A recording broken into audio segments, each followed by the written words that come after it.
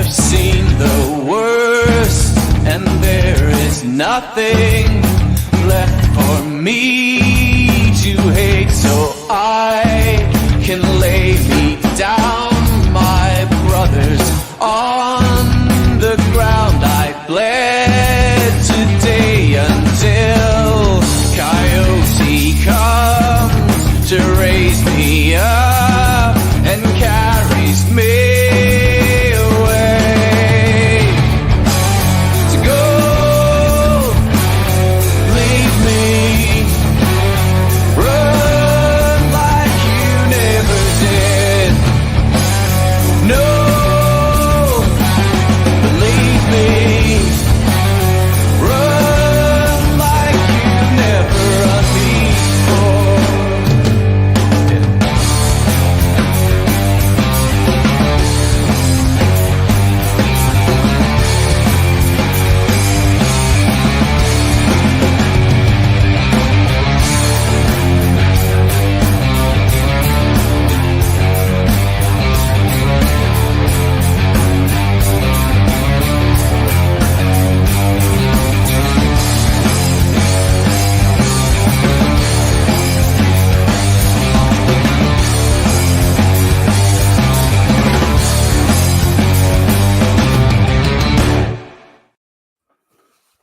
Good evening, everybody. Welcome to the Scottish Rugby Podcast, brought to you by the Scottish Rugby blog. I am Cammy Black. It's our big Six Nations preview this evening. We've got a lot to get through. Joining me this evening, we've got Johnny McGinty. Good evening, Johnny. Hello, how are we doing? We have Craig Manson. Hello, Craig. Good evening, how are we doing? We have Ian Hay. Hello, Ian. Hello, everyone. And from the other side of the Atlantic, we have a special guest. We've got David from Scrum of the Earth. Good evening, David. Hey, folks, how are you doing? I hope I'm not massively overmodulated like last time I talked to Cammy. You're absolutely fine. We were just, before we were coming on air, David, and I want to carry on the conversation we were having, you noted that you were the only one wearing a Scotland jersey tonight, which, you know, you honour us, obviously, by dressing for the occasion. It's a slightly odd shirt. There's a massive oversized thistle. Mm-hmm. What else is there? Some other detail on there. Has it got the lion rampant on the front as well? It's the back. It's got big Scotland on the back. And what's that below? Is that another thistle below the? And then there's some sort of flame lion rampant effect. Yeah. A St Andrew's cross. Lots of purple. A thistle on the sleeves. Yeah. So much purple. It's excellent. It is loosely based on the 2018 shirt, I think, with the Famous purple Grace and white. I thought it was the newer one, the 2018 one with the purple and white. Sleeve trim. It looks like something that would have been branded official merchandise at Ingleston Market in the late 80s when I used to go and buy Hookie Spectrum, ZX Spectrum tapes. It's the result of what happens when you Google the term Scottish rugby jersey cheap. It has a vibe of the kind of merchandise that you see at the side of the street as you walk up to Murrayfield on game day. Yeah, I think if a flame gets anywhere near it, I'm a goner. Did they have that at kind of American sporting events? Do you get the kind of guys that rock up with a suitcase full of stash selling it? Yeah, sometimes they're better than the real merch too, and it's always cheaper. So I don't know if they do this anymore, but it used to go. I remember coming out of gigs as a student and just guys selling bus stop posters that were like the size of the entire wall of your room. I used to have an Offspring Conspiracy of One tour hoodie that I bought from the shady guys outside the SECC. I had an Arab strap. I got a Hookie Arab strap hoodie, from which that's incredibly niche. That a guy in Newcastle decided what I'm going to do is I'm going to buy a load of Arab strap hoodies and sell them to the 10 people that turned up. And now it's totally the other way around. Donated shirts from one gig. It was like, it was like, two of them were the same price as a official shirt. So, yeah. Double up. And then, of course, the print falls apart after about 5 washes. It's background. Allegedly. I forgot. The Wales shirt in the semi-final of the World Cup. That's what it is. Yeah, they clearly bought that outside the stadium at the time. Well, if any of you remember Wales the in band, the quarterfinal of the World Cup. If ever any of you remember the band UB40, they played in my brother's college, and he made T-shirts to sell at the concert. They found out about it, and they called him in and kind of threatened him. And they were like, the thing is, your shirts are better than ours. So if you give us a whole bunch of them, we'll leave you alone. I'm surprised you could understand them. Right. Make it one. Yeah. Right. Okay, should we talk about some rugby? The big news today is Scott Cummins has signed a contract extension. Johnny? Yes, pleased to see it, obviously. He was massive in that game against Toulon, but he's just on his way back, obviously. And yeah, good to have him sticking around because he's a serious player. And he's taken a while to get going, Ian. I think when he first came around, he was in at the 2019 World Cup, wasn't he? It was his kind of... Yes. Yeah, because he broke some... at one point, he'd broken a Tooney record for number of starts in a row, I think. He seemed to be preferred alongside Johnny Gray, but now it's Richie and Gilco is the preferred combo, but a combination of injuries have really led to... I see he broke into the team quite young at Glasgow. I mean, he was quite bean-poly, but looked a player and has become a player, but he's had a few issues with injuries. Hopefully they're behind him now. And he looks beefier. Yes, he certainly has. I mean, I noticed that a couple of seasons after his debut, he'd bulked up a bit, and I think he's the best carrier out of the lot. Certainly, he's the most dynamic, and he's good in the air. So I'm hoping he really hits his peak soon. Yeah. We're joined by Rory Baldwin as well this evening. Good evening, Rory's just jumped on. Rory's also wearing a Scotland shirt. He's disappeared now. Rory's come. He's disappeared. We've startled him. You have to approach him very, very carefully. You just were far too quick. Downwind. You mentioned his jumper, the whole lot, and he was just gone. He was gone. I forgot. You've got to approach Rory very gently, downwind, not startle him too much. Yeah. I just love that, like, not to generalize too many people too much, but David's American Scotland shirt is like huge, very bright, flaming lion, rampant, massive thistle, and Rory's Highland Scotland shirt is a very old cotton one with a tiny little logo on it and nothing else. There's the difference between Rory's life in Inverness and David's life in America. Yeah, this looks like if Scotland were located in Florida. That's exactly what it looks like. All it's missing is a unicorn. That's all it's missing. Or maybe a haggis. Speaking of shirts, one big change. I don't think we've talked about this on the podcast yet, but we're getting names on the back of shirts in this year's Six Nations. David, are you all for this? I mean, you get this in America, a lot of American sports. Obviously, there's names and number. You choose your number and all of that. But are you a fan of the names on the back? Yes, I am, for the reasons you already said. But also, I think I've talked to Craig about this. You could use it as a massive wind-up tool. Can you hear me? I've just realised I can't hear any of you. This could be a short conversation. It could be a short conversation.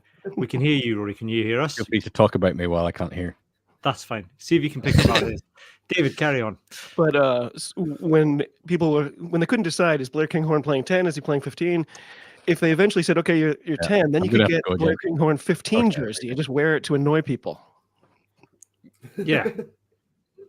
That's true, and then just switch about. I mean, Craig famously, I think it was the president of the SRU back in I think it was the early 1900s, when asked by the king why the players didn't wear numbers at that point, he said they're not cattle. And how wrong he was. There's many things that I've just, all the things that have come to my head to reply to that comment, Cammy, I can't see them at the moment, so I'm going to have to just... So do you want me to make the same remark in the Patreon podcast, Greg? Yes, and then I'll be boom, straight in there with something to do with putting gloves on. Anyway.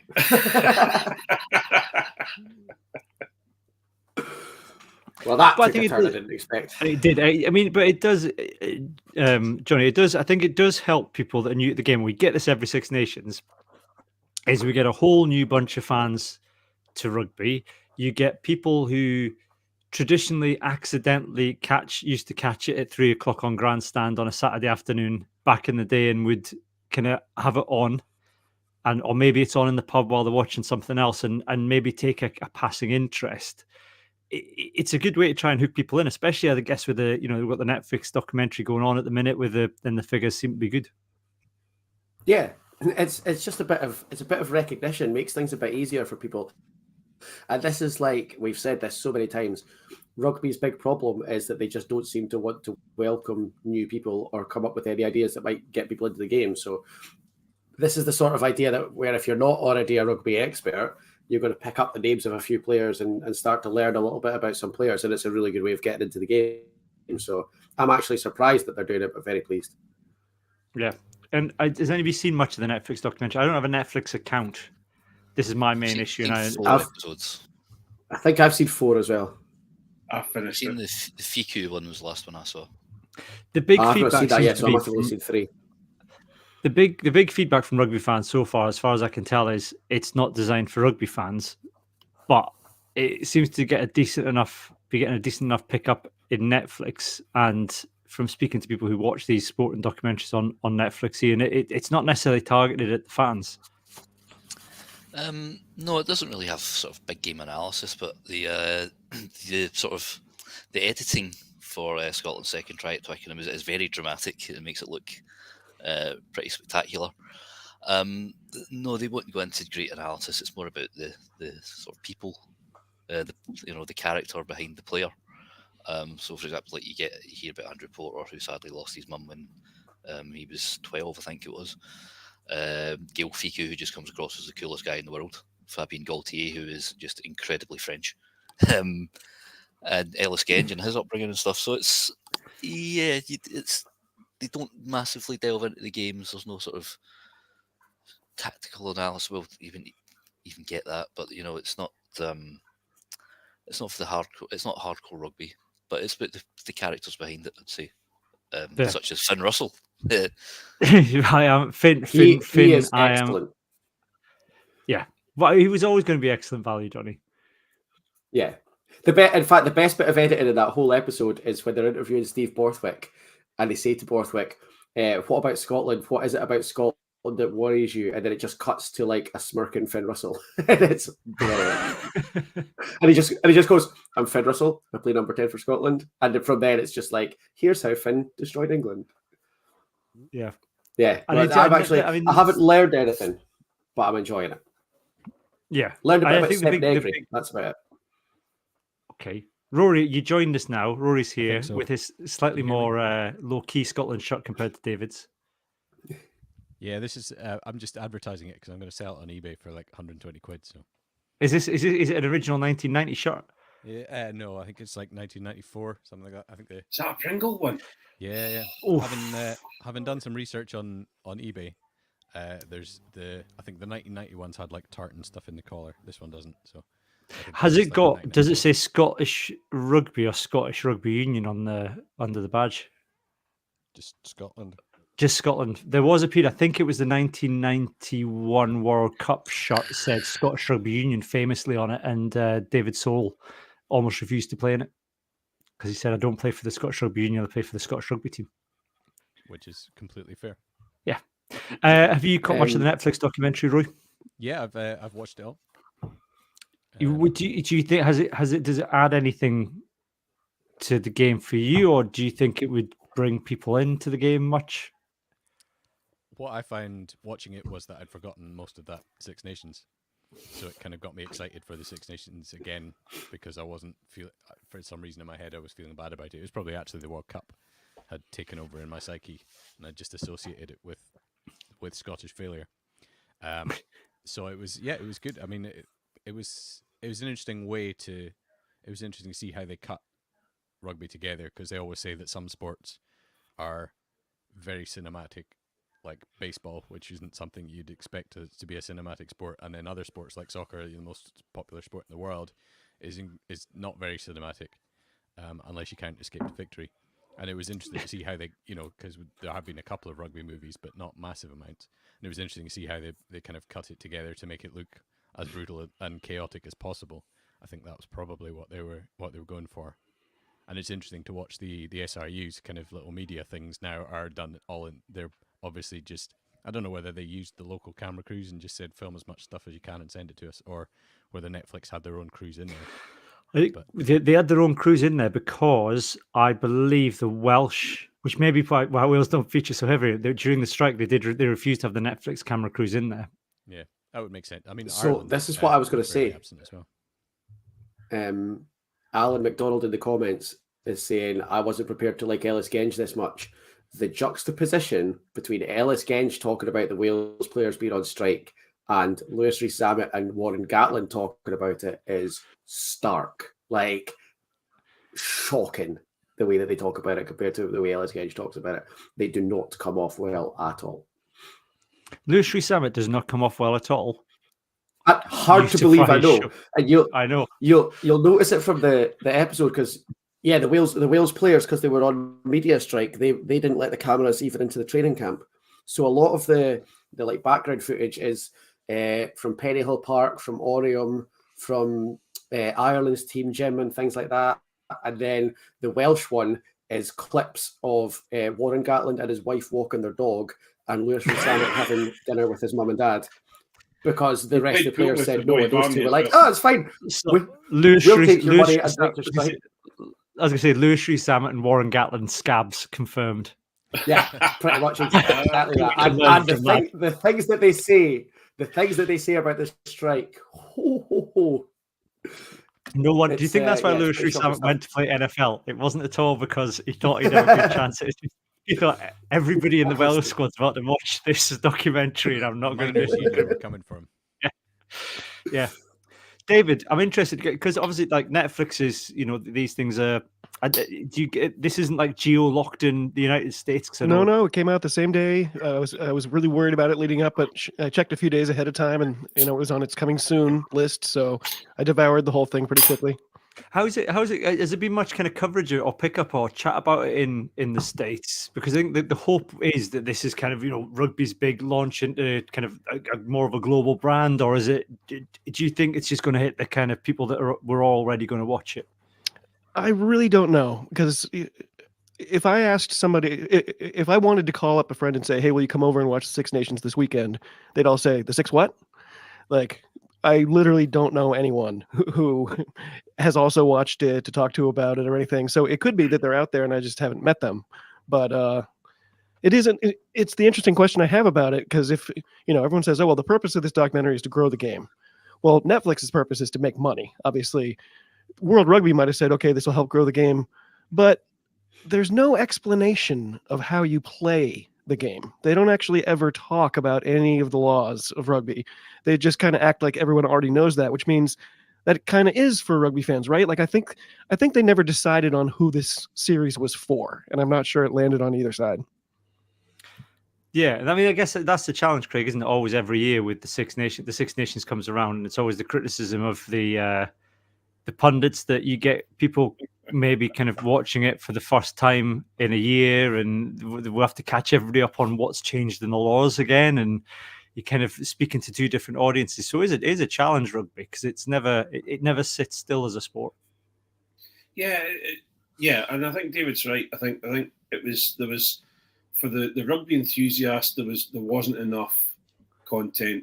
For the rugby novice, there wasn't enough content. It was just middle of the road, and I think, but just as they could probably spend a whole episode explaining what rugby does, I suppose, and that's the big problem. I think they would probably lose everyone in the first episode because, and by the way, these guys push, and if they push the wrong way, then they have to start all over again, and it takes about 6 or 7 minutes for them to get all realigned again, to redo it again. It just, and then maybe they should have, there wasn't enough heroes and villains. It was just kind of middle of the road for me, So yeah, I liked it. I enjoyed it. Just as Johnny said, and also Alan McDonald, I wasn't prepared to like Ellis Genge as much as I did. I actually quite liked Andrew Porter as well, even though he talked through a face that was the one that shocked me. Several places. Yeah. But we all have to rejoice that we still hate James Lowe and Peter O'Malley. So, yeah. There's always that. I've not got that far yet. Oh. You've not got that. I've got that to look forward to. Fantastic. James Lowe isn't on it. I just hate him. I kind of forgot about him. Yeah, I'd forgotten about him until I saw his face in the background of one of the Porter shots, and I was like, ugh, James Lowe's a thing. And now I hate him all over again. It's worth saying, by the way, standard plug time. Sam Larner has obviously done a Twitter thread today explaining rugby for people that have discovered it for the Netflix documentary, and it's really good and makes a lot of sense. So go find Sam on Twitter if you need to have it. Which I think is the one thing it probably lacks is a kind of talking head from outside of the main teams. Because I know when they did, when I think it was the Springboks documentary Chasing the Sun, they had Squidge on it. And it probably needs someone like that, a pundit who isn't a former pro, on giving some sort of narrative. And it's not like there's a shortage of them. Well, they did it with the NASCAR. If anyone's seen the latest one on Tuesday, it was my day off, and the NASCAR one came out on my day off, so I just binged that. And you can tell I do a lot on my day off. Anyway, and they had people on there explaining a little bit. Now, okay, a lot of NASCAR was just driving around in circles, but there was a lot of explanation to be done about it, and so they did it quite well, I thought. So that's where the whole rugby thing, just so you say, that's a bit missing. They did need somebody in, as long as they didn't bring in Johnny Wilkinson to explain it in business speak. It would have been fine. Make a connection to the ball. They could have like tied in, for example, the Andrew Porter episode. Because he shows a lot about his like weightlifting. Say, why do you do that? And because Craig had said about why the front rows push against each other. They could have segued in there, sort of that kind of thing. I do these weights so illegally scrimmage. He even says he missed out on under 18s because he was too small. So it's like, well, okay, too small for what? Like, that's an important bit. If you don't know what he's too small for, that's missing. Well, even professional rugby commentators don't even try to explain scrums anyway. So I didn't think Netflix was going to take a swing at it. That's in the whole 6-part documentary on scrums. Well, they just need to look at Andrew Porter's face, and everyone kind of went, "Oh, I'm not scrimmaging." That's, I don't want to look like the potato at the bottom of the bag that's been bashed around a bit. What we want is a 6-part documentary on Netflix all about scrums. Yes, Ken Burns documentary on scrums. That's what I'm available for punditry. Narrated by Craig. Yeah. Craig and Ox. From a cake shop. So just Craig and Ox sitting in a pâtisserie Valerie. Pâtisserie Valerie. All right. That's the They don't have them in Fife. Also, I just know that's one in Central Station, so it's even more overpriced. Listen, I go to Stevens and I get a steak brownie and a donut. All right. Oh, look here what Harley Worthy said. Scrum and scones. Then you get it. Pitch it. Which bit does the cream go on, top or bottom, and it just all gets complicated. You could use, but that's another documentary in itself. Could you use the structure of scones and the way you put your cream and your jam on to describe a scrum? Oh, I'll find a way, Cammy. I'll find a way. That's your homework, Craig. Our scrum's different in Devon and Cornwall. Yeah, I'm going to. True. Sorry for maybe missed this. Did any of you see this viral video about the brotherly shove and Richie Gray in the NFL? Mm-hmm. No, I know about the brotherly shove. I hadn't seen any videos involving any rugby players. No, it's my excuse me, a second. No, it's my pal. He forwarded me the video, a YouTube video by a Twitter NFL analyst, and it said, it took a Scotsman like one season to break their precious game, and I was like, I bet that's Richie Gray. Yeah. And so because it's like it starts off as a scrum because he has these three guys pushing sort of directly in the row together, but then then they sort of the guys behind turn into a maul, but they don't have to bind on in the NFL, so it creates this big space for them. Yeah, I'll send you the video. It's quite interesting. It's an interesting concept actually, and people are fuming about it. Yeah, it just came out and went, we thought about scrum. There's serious talk about them banning it officially for next year, which just seems so silly. I will tell you this. I will tell you it's a tactic. It's up to the other team to figure it out. I'll tell you something. Richie Gray is also one of the loveliest men you'll ever meet. Yeah, yeah. Very, very. I met him when I was covering one of the games at Murrayfield, and he was just really nice guy. Took time to say hello, which was very nice. But no, lovely guy as well. So it's great to see him doing well in America. We'll post a link to that, Ian, if you can find it. Send it. We'll put a link on the blog. Should we talk about the Six Nations then? Being that it starts this weekend, or starts on Friday, doesn't it? Yeah. Let's. What we'll do is we'll go through the other teams in the order that they're playing, but we'll do Wales and Scotland last, if that makes sense. So not the order it's that last they're game, playing anyway. at all. What is it not? No, that's the order Is they're it? playing. Is It's it the last game. Yeah. Scotland Wales is the Oh last yes, game. well, there we go. Isn't that lucky? Dave Barnes has sent me off to sending me off to Curry to do a game. I was like, I have arranged that I do not have to type the match report while there. I was like, right, can I zoom home at under the speed limit, of course, obviously. So I'm probably going to miss the first 5-10 minutes, depending on how quickly. You're going to watch it in the Curry Clubhouse? No, because I'd have to drive home. I might be. No. Fair enough. So Friday night we've got France Ireland in Marseille. That's because they're doing something in the stadium. Is it? They got the Olympics or something? Because of the Taylor Olympics. Swift, isn't it? Olympics is in Yeah. It's the Olympics. Right, okay. Yeah. I thought it was. Is that this year? Is it the Olympics this year? Yeah. Yes. Oh. That's why DuPont's not playing. Oh, of course, because of the sevens. There we go. So, should we start with Ireland then? Ian, Ireland lost Johnny Sexton. Conor Murray's named on the bench. I think is that right? Yes, yeah. Yeah, they've got a 6-2. It's just try to bring the team up. There's a 6-2 splits ahoy. It's still an experienced Ireland team, given they've lost Sexton, but given they've relied on Sexton and to a degree Murray for a long time, they are going. They are. I think there is perhaps a bit of a weakness with this Ireland side, maybe, or am I underestimating them?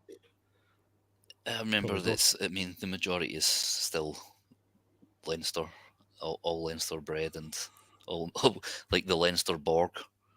There's no Ulster players at all in the match day 23, which I'm sure is. I've not been on Twitter yet. I was very busy. The Ulster fans are not happy about that. Yeah, I was going to say. I imagine some of them are a wee bit raging. Some people have pointed out that this is what Scotland fans feel like when a Lions squad's announced. It might even have been me. Was that you? I would say. Obviously, it's been a. Sorry. So no, you go, mate. No, sorry. I was looking for the Ireland team. No, but I mean, obviously, it's a big change between Sexton had been 15 years odd, the primary playmaker and agitator. Yeah, but we know how sort of good Leinster's strength and depth is. If they click, and they have a plan. A plan that they all know very well. So they're a nightmare to play against. But away to France, first game up. France might be hurting a wee bit from not making the final of their home World Cup and also getting beat off Ireland last year. I think this could be very interesting, but Ireland, you'd still. I mean, it's between France and Ireland, right? I mean, let's not kid ourselves on. Everyone else is scrapping for third place. Yeah. The Grand Slam, Ian. Yeah. My goodness. You're such a glass half full. Oh, excuse me, my realism. Half empty, I should say. I think I was having a wee look that's at been it. full. That's like empty wooden spoon territory. I looked at the two teams and I was thinking, there's Ireland there who are absolutely mind-numbingly, grindingly exactly the same. They're going to just waste everyone in sight just by kicking it at them and then illegally scrummaging and illegally dealing with things in the ruck. And then you look at the ball-tighteningly sexy French team and you think, oh, they have to win. Look at them. Yep. It's just looking at that French team is just, even DuPont's not in it and you go, oh, that's wonderful. So, you hope for rugby's sake that France beat them, To quote Charles Dance in The Last Action Hero, in this world, the bad guys win. Nah. Not this year. Ireland have finally got a captain and a number 10 that have won the URC, though, which they've never had before, so there's that. Yeah, but I keep getting confused with the Crowley Frawley thing. I keep thinking that what Crowley's the Munster one, and Frawley's the he's the one who's what he's won the one who's yeah. So Crowley's won the URC, and none of the Leinster players have ever. It's like the old Harry. Just to confirm, Leinster have as many trophies over the last 2 years as Cardiff. So, there's that. It's a bit like the Harry. You got Crowley, and it's a shield. But system is the Harry Hill joke, isn't it? Crowley, got to have a system. Stalagmites. I was wondering if it was just a Leinster, like that was them properly taking the cloning too far. Let's just change a couple of letters in their name. It's like Championship Manager when a player regenerates. What's happened to Ross Byrne? Is he injured, or have they just realised he's not very good? I think that because he was the heir for ages. Yeah, I just think all the Irish 10s got fed up at some point and went and played somewhere else. Well, he's not just always injured. One of them's always broken. Or is that? Is that Carberry? Yes. No. And he's got fed up waiting, and he's left as well. Right. No. Well, the big question that Ireland have to answer this year is who's going to step into that void and berate the officials at the end of the match? Well, it's Peter Romani, clearly. Yeah, Peter Romani.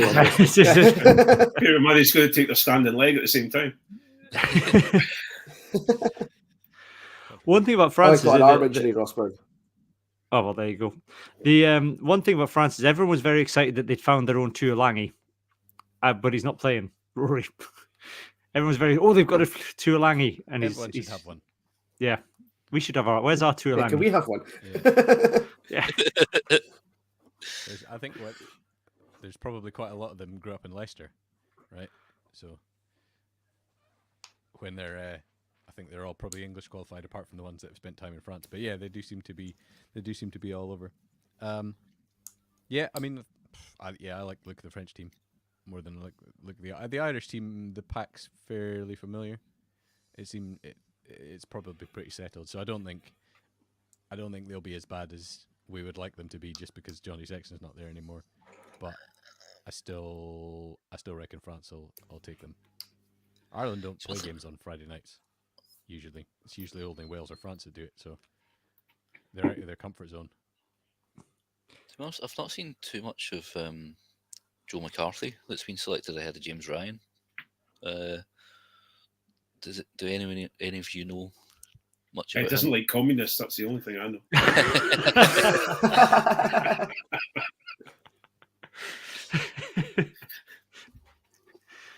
It's a niche joke for all It's a very niche joke. Very niche joke for those in North America and also those that are of age that I know of age.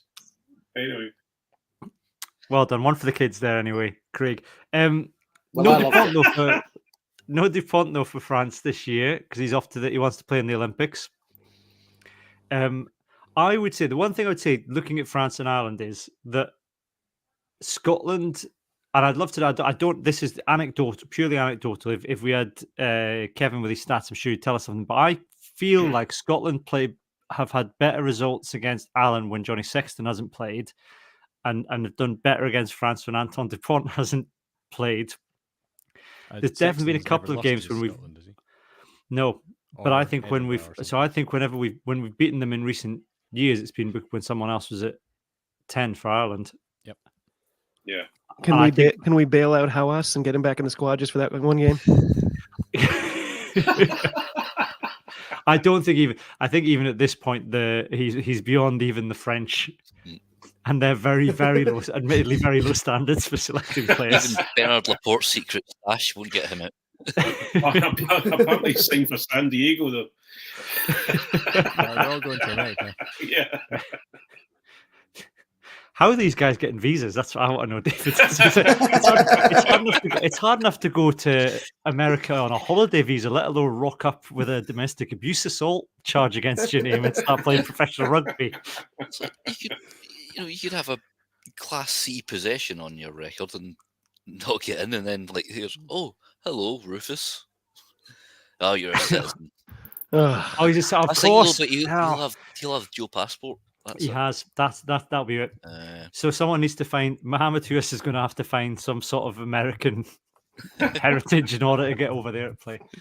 Well, there we go. That was Andy. You didn't need to step in on the immigration point, David, and explain American immigration law to us. Well, it all started. When we decided you were too much. We In the decided beginning. you were too much trouble for us, so we thought we'd let you get on with it. Yeah. We appreciate it. Although things haven't gone well. I've just been a referee for an American friend who's getting their British citizenship, and they texted me to let me know, and I said, "Oh, congratulations!" And they said, "Yeah, now I have to swear an oath to the King. Do you want to come?" I was like, "Well, last time I went to an England-Scotland match, which was football, admittedly, I booed my way through the English national anthem, even though it was played in England. So I probably better not turn up, otherwise they might revoke it." Here's my referee. What, the guy over there booing the national anthem and sticking two fingers up at the King? Yeah, that's him. With the two sausage fingers up at the Yeah. The last guy who stuck two fingers up at the King was for medical purposes. Probably saved his life. Anyway. Who's doing? Topical like the cream. Yeah. Oh, my. Anyway, should we? So that's Ireland and France. Should we do? Let's do Italy next. David, Italy perennial under. Used to be Scotland and Italy competing out for perennial wooden spoon winners, but Italy kind of fairly rooted to the bottom. But I think everyone's quite excited about the prospect. Everyone wants them to do well. Yeah, Benetton have been so great. Obviously, club success doesn't necessarily translate to test level success. I've been much to the chagrin of John Anderson. I've been banging the Italy are actually getting good. Benetton are actually a team to watch out for drum for a couple of years now. Then, of course, we had a World Cup and they crapped themselves in front of everybody. So I'm not sure which one of them is going to show up. I have them slated to beat England in this first weekend, though. I think the cohesion they have as a unit is going to make the difference, and England's going to be like, what? I see a big win in Rome. That would be hilarious. I need to dig out my I would love it if we beat them Kevin Keegan meme and put it in Italian, because I've not done that one yet. I did Fijian and Spanish when England were playing them in the World Cup, but I've not done Italian yet, so I need to do that this week. You have to get that ready, Johnny, for Friday night. Yeah. I'm thinking Jake Pelletri wasn't in the squad. Is he injured or just not?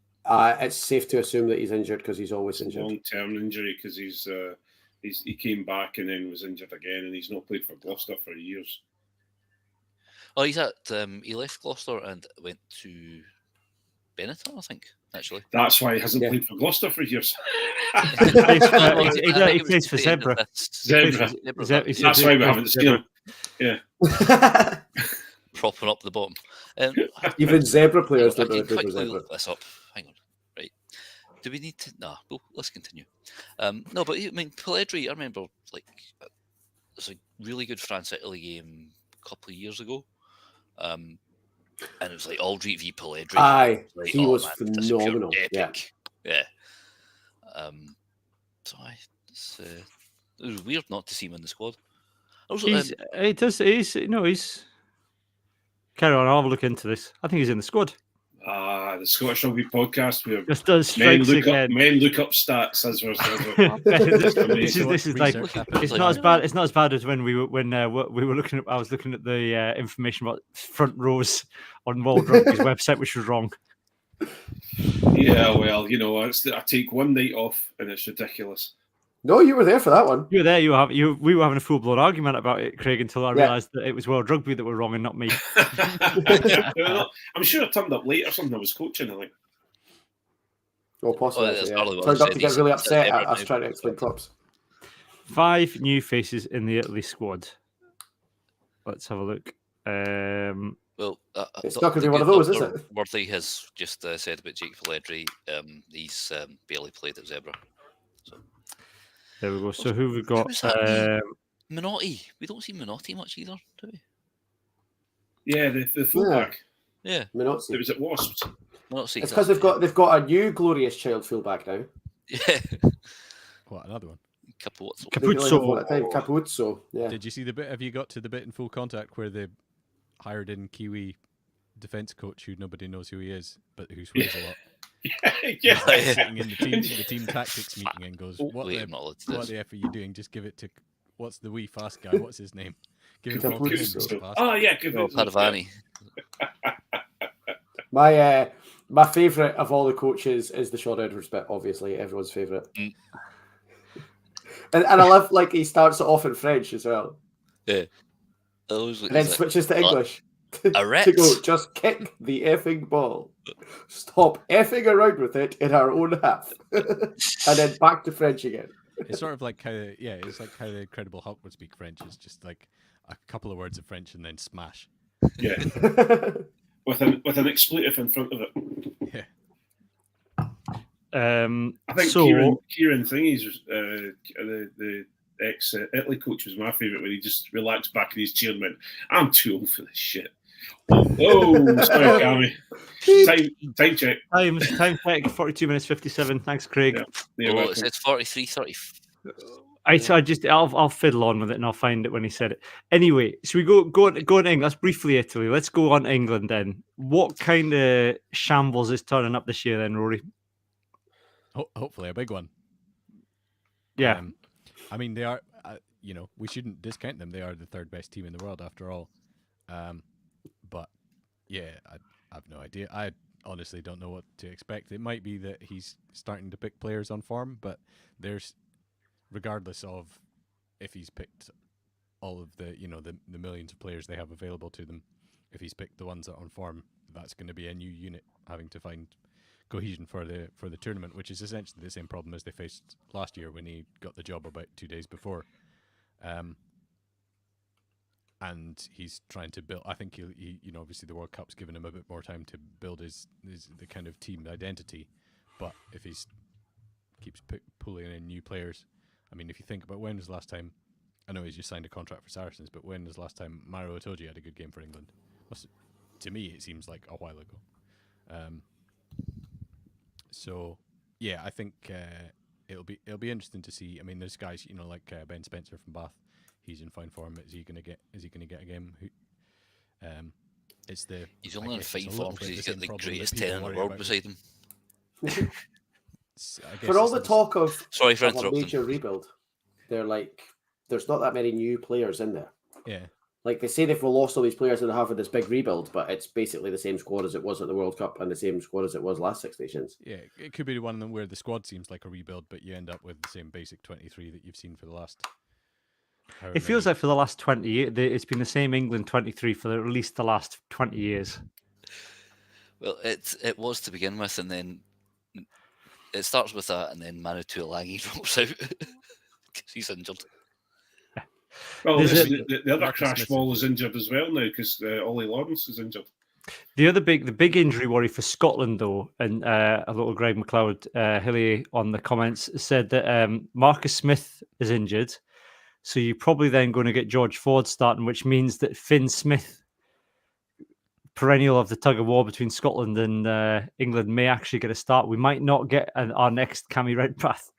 And then there is a predicted England 15 floating about, and for all the we're having a real problem, we don't know what we're going to do. It is Danny Kerr, George Ford, Elliot Daly. Is Danny Kerr still going? Yeah, he is. Yeah. So. I'm just looking through Underhill and Ben Earl in the back row.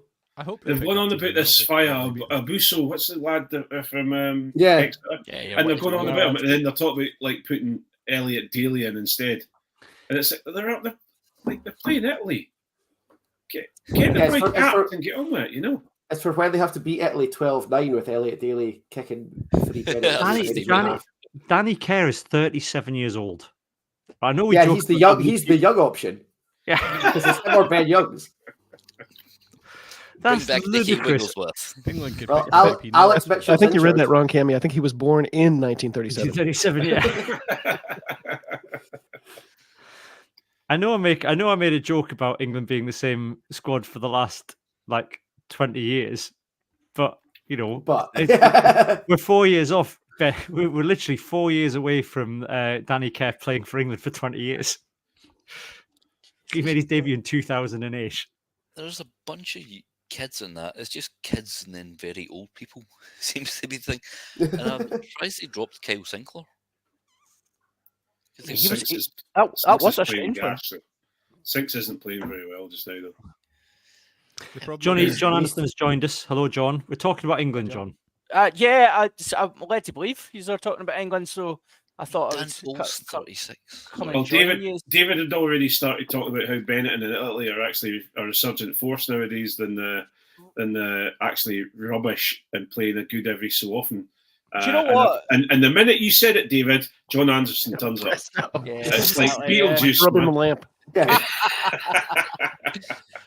Yeah, I mean, I know you were talking about full contact earlier on as well, and yeah, I think I'm glad Kieran Crawley doesn't have a job anymore, because like he just upsets me when watching him. You know, it's like all that potential that Benetton have got, all that, you know, like completely unfulfilled potential, and he takes it and just makes it all the worse. So hang on. So Kieran Crowley upsets you, but Fabien Galtier is allowed to say, rugby is like doing a ballet dance with a pass, and Frenchmen have a certain thing in their DNA, and they just are able to see things and do things that other people can't do in this fantastic dancing. You haven't seen the last episode. The last episode is best. I've ever seen him. I'm like, it absolutely infuriated me. Made me so angry. Isn't what Frenchmen got in their DNA multiple mistresses? Honestly, you need to watch the last it. It's the most ludicrously French thing. He is absolutely fantastic in the last episode. He gets the last word. Right, David. He said he's given a little. Do you think rugby is this, that, and the other? And he just goes, all three, maybe. And he's just you've got to see it. No, I do not. I don't have my Gaultier glasses, but in celebration of Fabian, I'm just going to put some. Nice, yeah. He is super. Put a suit on and put some trainers on, just like Fabian. Oh yeah, I mean, although he's got a higher voice than I thought. He has got a higher pitched voice than I thought he was going to be. You know what? One bit I think is absolutely brutal in the Scotland episode is after winning at Twickenham, Gregor Townsend's doing his like sort of post-match. And he's like, "Yeah, "Yous were that could be rubbish." so much better. That was terrible." And you can see all the players just go, "Oh, sorry, Dan." Yeah, but to be fair, they did then go out and stick like 40 on Wales the next week. So it worked. Yeah. I do like. Well, I think just because Wales were terrible, we were doing 50 otherwise. One of the big revolutions seems to be that Duhan calls him Daddy Gregor. Yeah. Let's talk about Scotland Wales, and let's talk about them together. I think because kind of we match preview as we head in the last 10 minutes of the main podcast. Obviously, we were. I think about 2 weeks ago we would all be saying we're all fairly confident. Craig and Johnny, the three of us are all heading down to Cardiff this weekend for to watch the game at the Principality. We're all very excited, and then Scotland have been hit with a few injuries in the front row. Not many injuries elsewhere. I mean, obviously Darcy Graham's down, but then I was watching back the Wales Scotland game from last year, and actually Darcy didn't play, did he? Because he was injured. Yeah. So I think what the conclusion I came to, and I watched back the Wales Argentina quarterfinal highlights, and I've watched the last two Scotland Wales games, and I feel like that's reassured me that we're going to go down and do a job on Wales this weekend. Craig. Well, talking to the person who absolutely talks us up all the time and is proved incredibly wrong regularly, I should maybe shut my face. But I think, really, we can't honestly be going down there thinking we're going to get beaten, and if Scotland do get beaten down there this weekend, we really need to have a good look at ourselves, because the lack of international experience, the lack of time playing. Some of the players in the Welsh team aren't even getting regular games for their clubs. We need to, we've got the most static side that we've had for a long, long time. Even because you're looking at probably, you look at even Javan Sebastian, who has played for us at a World Cup, would be second to Xander. You're still thinking he'll actually do a fairly decent job in the scrum, etc. So really, surely, where we think we're weakest, we're still going to beat them. So it's I think one of the things that, and it was interesting, the Scottish Rugby put out an interview with Richie Gray today talking about playing at the Principality, and I guess, Ian, for a lot of the Wales players, probably a lot of the Scotland squad would be more familiar with playing at the Principality than a lot of the Welsh players. So the pressure's just as much on them in terms of atmosphere and the kind of that you get in that stadium as it will be on Scotland. Yeah, I mean, they're so desperate for money. I imagine there might be a wee truck pulled up behind the goalposts with fans on it. The confidence in Welsh rugby has been seeped out, but we've seen them do that, like crawl back from adversity before. Like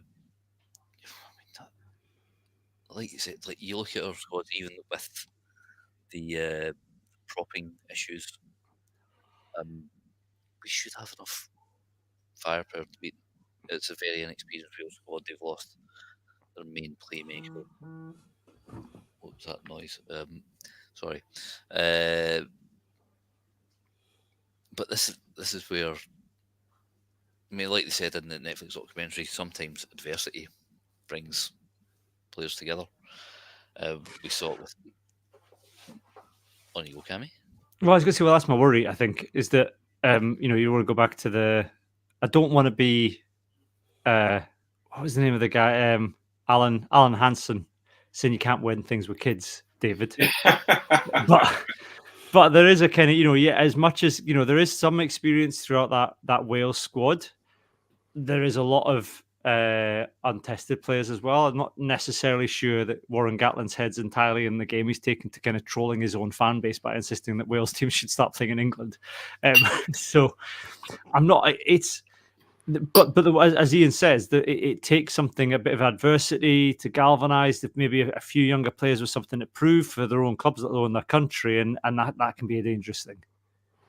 Hold on, I think I just missed a call from Warren Gatland, actually. Weekend.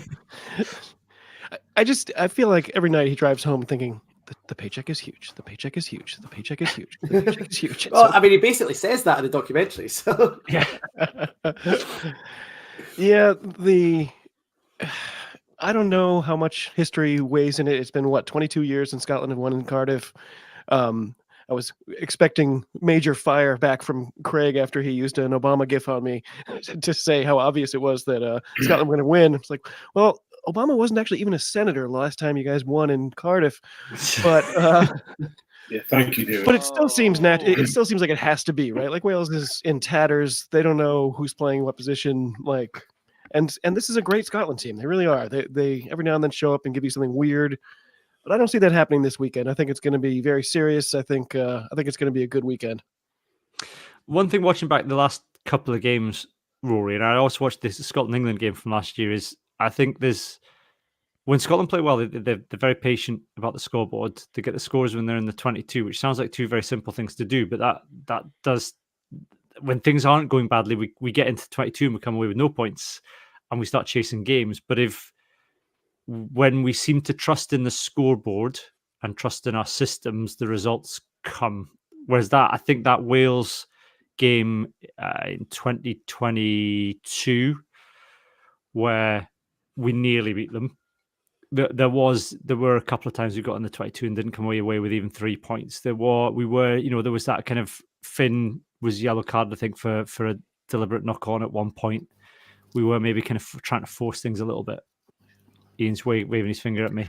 I have real issues with that because. Well, let's not revisit. We did a podcast at the time. It wasn't. I watched it back. It wasn't a deliberate knock on. I agree. Let's not go back into it now. Let's do it in the Patreon. Rory. Yeah, I mean, it was. They dragged us into a dogfight. That's what I said in the preview on the blog. The kind of worst scenario for Scotland is that they get dragged into a sort of scrappy game where the crowd are on their side, they're the plucky underdogs, if you like. It's slightly different for Scotland to be going down to Wales as favourites, even given their record of winning in Wales. I mean, we've won in Wales, and we've beaten a Warren Gatland team, but we've never beaten a Warren Gatland team at the Principality in Cardiff. So that's still the big sort of thing, the big elephant to get off our shoulder, or if I can mix metaphors. And I think it'll be interesting to see how they hold that. I mean, I think Finn being captain is actually probably quite a good, because he's he may be many things, but one thing he does seem is he's not really fazed by history very much. I mean, you've seen now little snippets of him giving team talks to the rest of the team, and yeah, he just seems, as you'd expect, he's laid back, but he kind of knows what he's not worried about. He doesn't play well as an underdog, really. Finn's actually a kind of confidence player almost, and I think that's the step that Scotland need to take to start winning games they're expected to win, rather than just turning up against England. Yeah, and we don't. We've moved on from that in recent years a little bit, but we need to take another step. Well, I think that's it. We have, Johnny, moved on from that. I think we kind of become a bit more used to winning as a Scotland team now. The England duck is well and truly broken at Twickenham. It's the French duck is broken to a certain extent. They're a very difficult team to play. We've beaten them in Paris. We've beaten them at Murrayfield recently. It's kind of the Wales and Ireland are the last two standing, and this has to be the opportunity to get the Welsh one put away. 100%. And this is where Aaron Walsh has been really earning his money over the last couple of years, and we're kind of relying on him to earn it again this year, because historically being favourites has never been Scotland's thing. Winning in Cardiff, as we've spoken about already, is not Scotland's thing. But Aaron Walsh coming in and doing the mental skills and things, I think made a huge difference to the sort of hexes that we've broken the last couple of years. And they just need to know that they've got that in them, trust themselves, rely on the bits and pieces of advice that he's given them, because, I think we're all pretty clear that this Scotland team is better than this Wales team. There is the only thing that's going to beat Scotland is them not being ready to win the game themselves. So they need to get into the mental skills sessions, get Walshy back in, and just kind of go out there thinking we are the better team. We can win this game. We don't chase the game. We don't panic. We don't do any of the things that we've already spoken about. We go out, and because we're a better team, we'll win, basically. Aaron Walsh is there. And I watched the Bluey episode of cricket tonight, Johnny. So I don't think I'm able to talk about Aaron Walsh playing a final round honestly, of cricket with his son before he went to Scotland for the Six Nations. That was perfect. Too perfect. Oh, Aaron Walsh. Yep. Rusty's dad. Yep. For those who haven't seen that episode of Bluey, we recommended it to Lee from the Blood and Mud podcast, who Johnny and I have been kind of saying you should watch Bluey. You'll love it. Finally watched. That was his first episode of Blue he ever watched, and he just messaged our group chat to say he was not emotionally prepared for watching the cricket episode of Bluey. And that was the first episode. He had no familiarity with any of the characters, and he cried. Yeah, I wasn't. But the kids had it on tonight, and I wasn't. I'm not prepared. The best 7 minutes of TV I've seen in years. Yeah, it should be up for. I'm really because they do Oscars for best shot, right? That episode of Bluey that's got to be up there for an Oscar. Anyway. We've reached the hour mark. So what we're going to do, John Anderson's join us. What? Yeah, John Anderson's joined us for a reason, Cameron. Oh. Yes, Cameron. I have.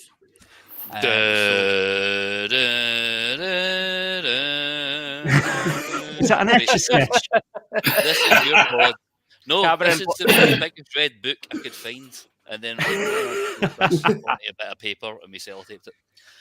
Because honestly, seriously, Cammy, you think we wouldn't do something for your last ever? Well, your last.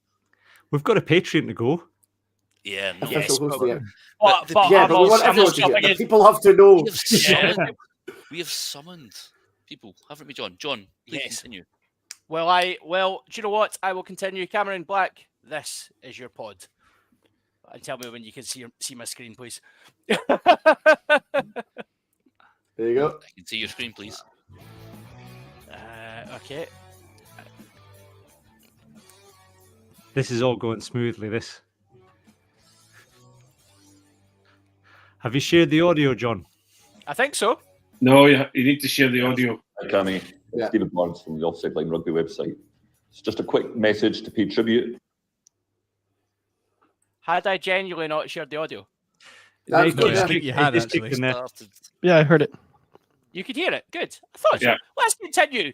David Barnes has got something to say to you, Cammy. To Oh, thank you. The founding father and the driving force of the Scottish Rugby Blog podcast before he moves on after a hell of an innings. You guys have played a key role in promoting the game in this country and initiating some important discussions about the direction of travel in the sport during a fairly tumultuous 7-year period. I'm sure the guys will continue to deliver at the same high standard. There's no doubt that you'll be a huge miss in that. On a personal level, I've always enjoyed the blend of humour and hard-hitting opinion that you get from the podcast. It was a real pleasure to contribute to the podcast with a few reports back from Japan during the 2018 World Cup. So thanks for the invite to do that. Now, I'm sure this won't be the last we hear from you. Guys like you and I are genetically capable of keeping our opinions to ourselves. So I rather suspect that you'll be making a few guest appearances in the future.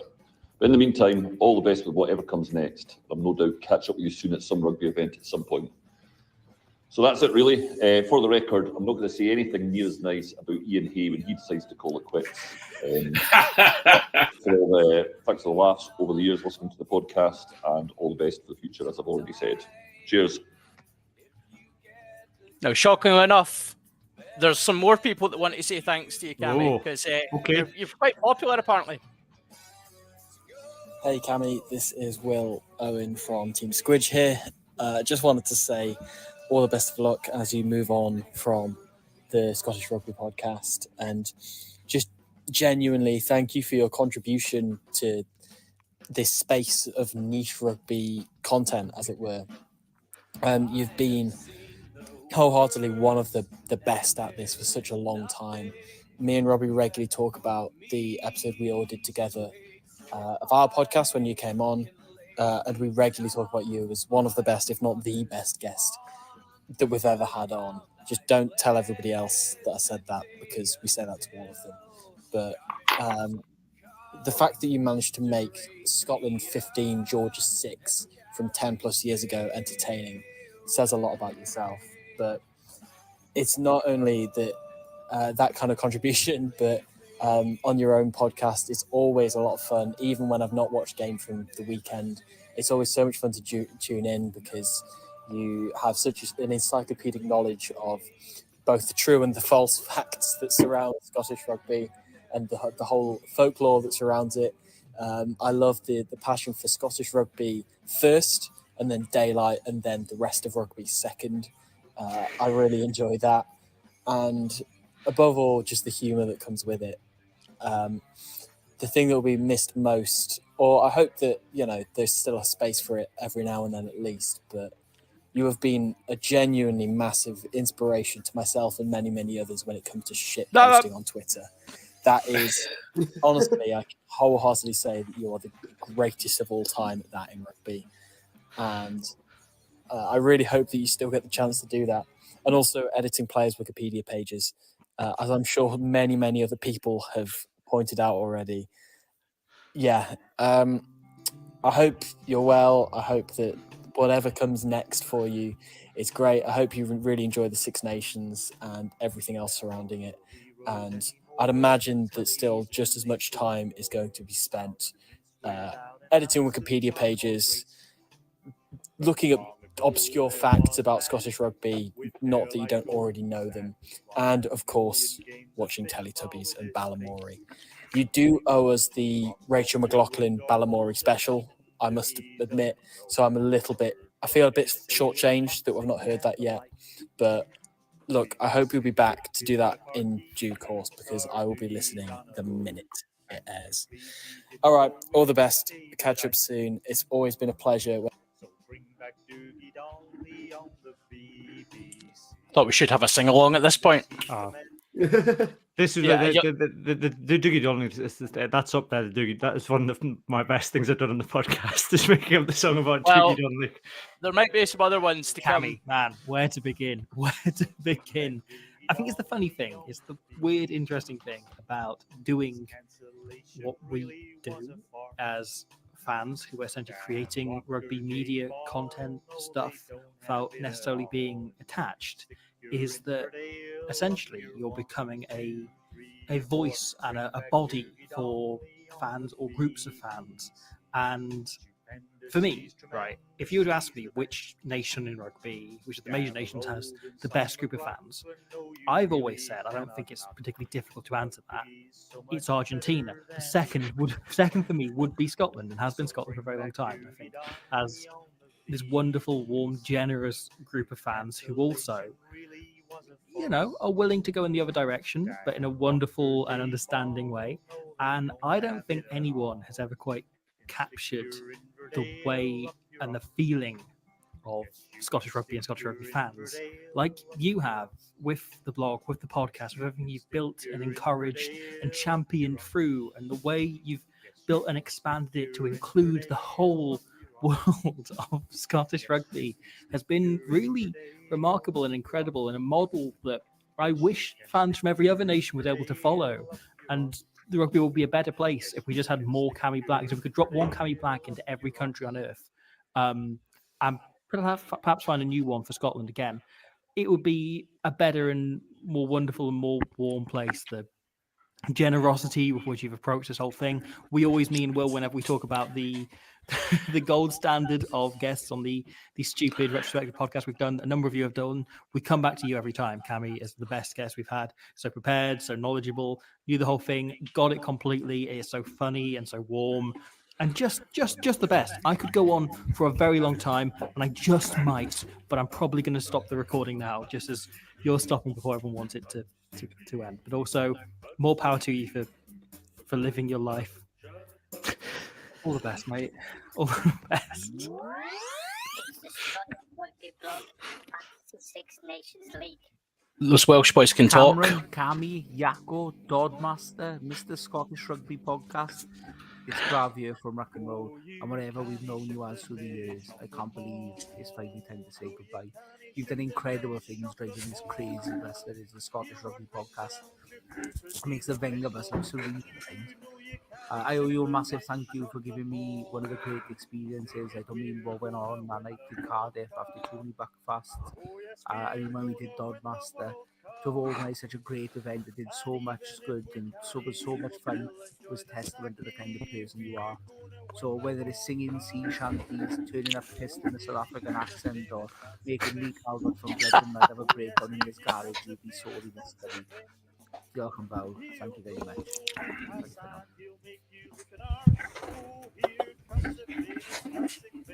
A couple more yet, and then we're done.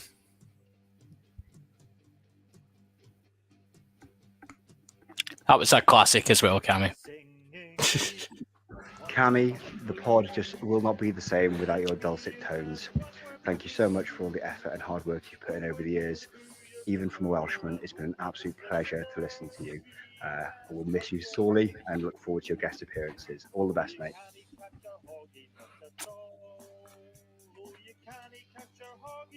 I love we've got more Welsh people than Scottish, by the way. I know. Yeah, totally. I think given the things I've said about the Welsh over the years. Yeah. It's quite surprising, isn't it? Hi, Cammy. Congratulations on ending your podcasting career on a high, or maybe just temporarily pausing it. It's been great listening to you over the years, and I've really enjoyed being a guest on there. And honestly, I thought your leaving letter was one of the best things I've read for a long time. Best of luck for everything you do in the future, and also maybe this is when we find out that you were what was holding Scottish rugby back.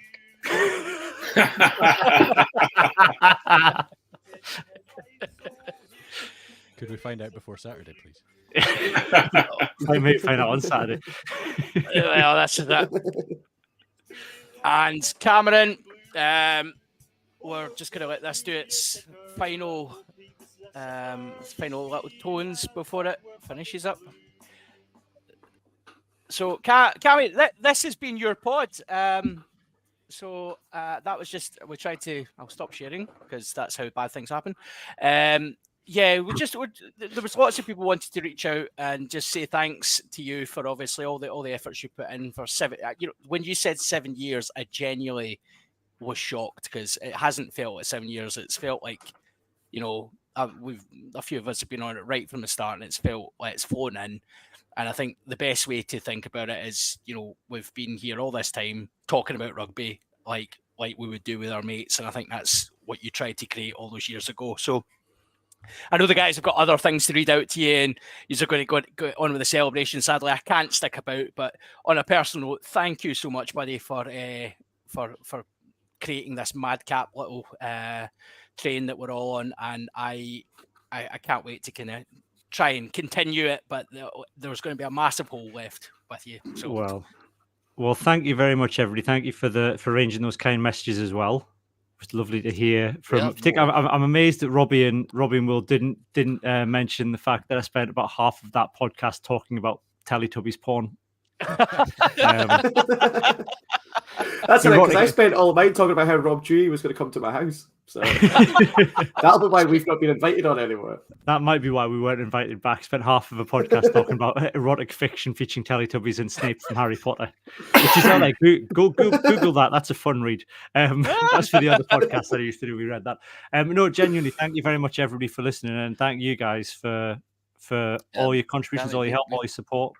We've not finished yet. Yeah, we're not finished. There's still more. We have John's off. So I'm gonna disappear, Cammy. Mwah, love you. Bye now. Do more in the Patreon. Man, you think I can't believe he left out the one from Ugo Mania. Oh man, I got one for GB, but it says something about Dreamphone. Something about Dreamphone. Do you want to listen? I'm happy. Flint's rescue message was we're not allowed to play that. My pal knows the current Flinty, by the way. Does he? Has he got his address? I said he was going to pass your letter on to him. Thank you. Listen, I'm happy for the 11 to continue on the main pod, but I'm also happy to go to Patreon. So, what do you guys want to do? Oh no, I think the people need to hear this because let's go on. Go on then. People need to hear it. Carry on. This one's we'll just do a shorter. We'll do a shorter Patreon. They'll understand. Right. So this was from Gary Heatley. Like people who couldn't leave voice notes or whatever, they've sent us messages. So Gary Heatley. As we know, rugby journalist from the offside line and I can't remember, some Bordersy thing, who first guested on the podcast back in 2018, December 4th, 2018. His first one talking about the Scotland Women's Autumn Series. So Gary said, I just want to say a big well done to Cammy for all he's done with and for the podcast over the last few years. You and the rest of the team have really shone a light on a lot of different areas of the game in Scotland that don't always get the limelight, and that's been excellent to see and hear. Your passion for Scottish rugby has always come through while I remember sitting next to the Scottish Rugby blog / podcast team in the press deck at Murrayfield matches in the past, getting some unique, air quotes, insights. All the best to Cammy for the future, and we'll no doubt see you on a touchline or a stand at some point. Oh, that's very kind of Gary. I've got a little something from Dougie Lowe, who's a friend of the pod and also Patreon member. Am I right in saying, Dougie? He is. Dougie is a Patreon member, right? So what to say about Cammy? His knowledge of propping and his number 1s and 3s very loose. Thank God Craig is always on hand to keep it tight. Cammy's knowledge of Berwick hostelries came in handy when the wife and I were staying up that way. Some great recommendations from the local lad. Sadly, all were closed. And I'm still waiting for Cammy's climax to Scotland's hardest players. That item has certainly gone rather flaccid. We will miss you, but we're looking forward to the absolute anarchy to come with the boys left in charge. That's for Dougie Lowe. That's Dougie. If you guys want to finish off with the Scottish hardest players, since we got to the 90s, now it's just like, I can't even remember any hard for the 90s. I've got one from Will, who's Dougie's son, and he says, I can't remember exactly what you both said, but I'll never forget your reaction to Dad's Where's Dougie Donnelly? If you don't remember, it was about Dad taking me to Dirty Dick's on Rose Street and us bumping into Pierre Schumann outside. It was just before we were due to fly out with Edinburgh for one of the games in South Africa. Remember, Cammy was just glad I was over 18, which Dad confirmed because it was the game we first met you at the Up and Under. And Cammy found going to Dirty Dicks with my dad very funny. I did. I do remember that.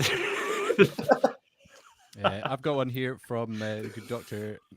Alan McDonald, who just says, I'd been pretty fed up with rugby, but the Ireland game in 2017 had rekindled my enthusiasm. I wasn't getting any useful information from the usual media, so I went looking for new media. It was then I discovered the blog and thus the podcast, which quickly became a weekly habit. As the host and the one constant present, Cammy was the voice of the pod, and he spoke in a way that I'd given up hope of finding in rugby. He was, by turns, playful and serious, never shying away from difficult topics without ever straying into the laddishness which blights so much of the other rugby media. In that spirit, I'm really grateful to Cammy and the pod for their support of the 8th Minute Ovation campaign, and for having me on as a guest on a number of occasions, even if I can't forget that Cammy thought a Poliwrath was the worst Pokemon to combat a Meowth. I don't know if I spelt those right, and I don't know if I pronounced those right. I would say it makes sense in context, but I'm not sure it did. Thank you, Cammy, for all of the times you made me laugh and for the times you made me think. All the best. I to stick with the pod in 27, listen to the pod in 2017 in the state it was, which I think I described as more like an art house project than a rugby podcast at the time. Do you know, I think my first ever time on was when me and Alan were the Patreons team for the Christmas You were, quiz. yeah. For the Christmas, that was the Quality Street quiz. How many? That was honest. I still Greg tell lost? people that that's probably one of the best quizzes I've ever been a part of, because some of the questions were incredible. The round where you translated 2019 countries' national anthems from their home language into Gaelic and then back to English, and we had to try and guess them, and somehow made Uruguay really, really racist about Chinese people, was incredible. It was You do a so meat quiz. good. Maybe It was come so back with racist. special quizzes now that you've got more time on your hands to compile them. That's Well, it. I've got my own too, because you know it's a weird phenomenon when you listen to a podcast for years and years. It becomes sort of like a crutch. It's something you rely on having every week, and something you really just look forward to. And it was just, I recall vividly one of these weeks where everything seems like it's going wrong. Nothing is right. You wake up, you don't want to get up, you don't want to go to work, you don't want to do anything. Got my ass out of bed, in the car. I'm like, oh, wait a sec. Glance at my phone. Oh, yeah. I haven't listened to the episode this week. It's waiting there for me. Put it on in my commute to work. You said something so funny, I had to pull over and stop the car just to laugh for a while. I have no idea what it was now, but that was the moment I was like, okay, back to it. I'm good. Let's go. So you know, you're not just a funny guy. You mean a lot to a lot of people, I think. No, Yeah, well, yeah. that's very, very Yeah. kind, David. Very kind. Well, thank you very much, all. That's a nice ending. That's a nice ending. That is a nice ending. Thank you very much, everybody. I really appreciate everybody that takes the time to listen to the podcast. It's like I said, we've always just done it as a way of just having a chat with some mates about rugby every week, having a few in jokes, a bit of a laugh, not taking ourselves too seriously, not pretending we actually know anything about rugby. That's the main pretense of the entire podcast, is let's not pretend we know more than anybody else. I'm 7 years in and I still don't know my right from my loose. I've got to say that to you. See, there was a Premier, a well-known Premiership, Scottish Premiership manager who, when I had to ask him afterwards about his team sheet, because I was like, hold on, did you swap your bringers about? Because this was actually like, oh wait, what? I don't know. Like, what one's the left and what one's the right? I was like, it's usually 11's left and 40's right. Oh, the team manager's on holiday. I just wrote them down. I didn't know. It's like, right, great, thank you. And this guy, I'll tell you whose it was off air. Welcome to Scottish Rugby. That's fine, yeah. There we go. But no, I'm just Welcome like I to said, World very Rugby. great. They had it wrong on their website. Yeah, they had it wrong on the way. Exactly. So no, I'm very grateful to everyone that's listened to the podcast over the years and stuck with it through the early days. And like I said, I'm sure you'll all carry on making a good success of it, and everyone keep listening. And I'll be back as a guest when the mood takes me, when I've got something to say. Or a bottle of wine, one of the two. Or a bottle of wine in me. Aye. Bottle of wine and 3 pairs of sunglasses, one on top of the other, of my dodgy South African accent. But look, we're going to. Can I say one more thing before we leave? One more thing, because I've just noticed that Greg Hillier has left a comment to say thanks so much, Cammy. And what I meant to point out the other week that I don't think Greg knows is that I have access to the podcast's Facebook Messenger account, so I know he sent a message saying that we're all ugly. I saw it, and I feel like he should know that. He did apologise for that because I think he realised that other people could see that as well. So he did apologise for the message, to be fair. And to be honest, it's I think- like let's just say he's that not wrong. he's not wrong, you know. It's like, Yeah, but Did he yeah, say I that we should were say, all ugly though? Did he really? No. well, He listen, said if you're dropping any DMs into any of our social media accounts from Saturday onwards, it won't be me. So be careful. That's all I will say. But listen, for the last time from me as host on the main podcast, it is goodbye from me and goodbye from Johnny, Craig, Rory, David, and Ian. Goodbye. I feel like Bye. we should sing goodbye with the Spice Girls, but I missed rehersal. So I've got to do it this afterwards. I need a nice bit of silence at the end of it. Otherwise, I can't hear it. To go. Did you not hear that, Craig? Silence.